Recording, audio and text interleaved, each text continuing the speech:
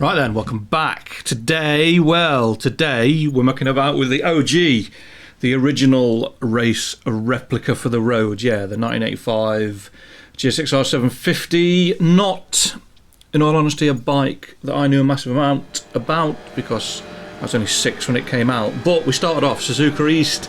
With it being a 750, I didn't really want to go mad and go onto massive big tracks. I wasn't expecting it to be the fastest bike in the world, but we'll come on to that. But we did 50.1, which on the leaderboards would have been third. And again, I just use the leaderboards as a yardstick, nothing more. Back to Kanto South. Yeah, I know I'm using it a lot, but it's one of my favourites. It's a really good test of a bike as well. Look at that front tyre. Ooh, she's spicy hot. Yeah, it is... yeah, a bit of a workout. We did a 136.6 there, which would have put us second, so I went back and I did get a top of the leaderboard time, but I'll do a separate video for them. Then we went to UMC, 127.9. That would have put us first on the leaderboard, but the front tyre, we've got it under control. Yes, it's still a bit yellowy towards orange, but I don't mind that. That's not too bad. I went back to Kanto and I did again another Xbox record on that, but again I'll do another video. Laguna Seca, I thought I need to do something different. I'm going to all the same tracks all the time. 13th, the problem being that all the 750 sports bikes are lumped together, so this goes up against R7s and all sorts, so there's quite a big spread, almost like the best part of 30 years across all the bikes. We would have been 13th. I didn't bother going back. The Laguna of Seca is not one of my favourites. On to Donington in the wet, again just to see if the setup worked with the wet tyres, which it did. Very warm front tyre, nice solid green rear tyre.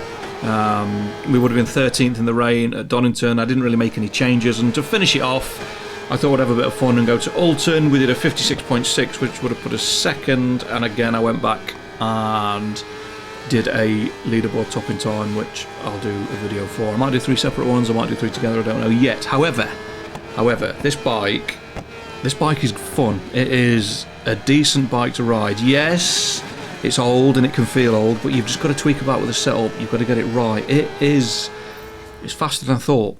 So where did we end up? We ended up there, right? There's still a bit of wiggle room. I could have gone up to 10 on the front shock. I stayed at 9. I didn't want to go all the way and leave no adjustment in the top of it. And the rear spring as well, we've kind of gone 1 on the spring hardness, 1 on the compression, and 2 on the rebound, just to get the rebound to just move a little bit quicker, because I sometimes think they're a little bit slow, but it is what it is. Preload, 3 on the front, 7 on the rear. Big change. We extended the gear in 1 click, and we're aggressive on calibration for throttle and braking. And Mr. Bert is responsible for that. He asked me why I wasn't using it. I said I didn't really know. I just felt it was a bit over aggressive and upset the bike, but I like it, so I'm going to use it from now on, unless there's a massive problem in the wet. Then that's what we'll do. And steering, the rake and trail is on 1. So yeah, it is a very, very, very, very good bike. Pros, it's faster than you think, much faster than you think. I wasn't expecting much. I used to have a ZX-7R way back when, many moons ago, and to be honest, it was very overrated. The front end was good, but the rest of the bike was actually shit. It didn't run if it was less than 12 degrees and or it was raining, and I wasn't expecting a lot from a bike that was the best part of, 10 years older. Turns out I was wrong. I appreciate that digital versus reality is a completely different kettle of fish, but it is what it is. So yeah, it's faster than you think. Responds to change as well. If you change something on the bike, you can feel it. Well, I could anyway. So if you like to be able to manipulate a bike, because some of them you change and they don't really do anything, but these do, and it is a leaderboard weapon. Well, yeah, I mean, I might go back to Suzuka East and have a little stab at that one as well and see if we can get 4 out of the 6. I mean, I might be able to go back to Laguna and have a look, but we'll see. I don't want to go mad and just keep firing in like leaderboard attempts left, right and centre, because eventually everyone will get bored of them. But yeah, cons, feels old and slow with a little star at the side of it. What do I mean? Setup. If you don't muck about with the setup and get it turning in quickly, so that's a low front preload and a higher rear preload, it feels horrible. It feels very, very soggy on the back end. It doesn't want to turn, it understeers. So you've got to muck about with the preload to get the response you want out of it. as soon as you get the response, then you can tweak the spring hardness and the rake and trail settings to then make the bike behave how you want. I ran the soft on the rear pretty much throughout, and all we did is we went to a medium just to control that tyre temperature. Lap time wise, don't make any difference.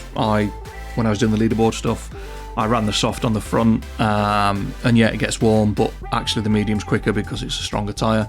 It sounds a bit flat, yeah, I'm struggling for cons, to be honest, and it's from 1985.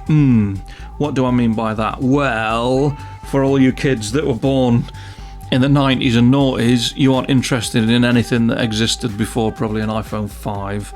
So yeah, it's from 1985, and you'll either love it or you won't. Not really a bike that was on my radar. I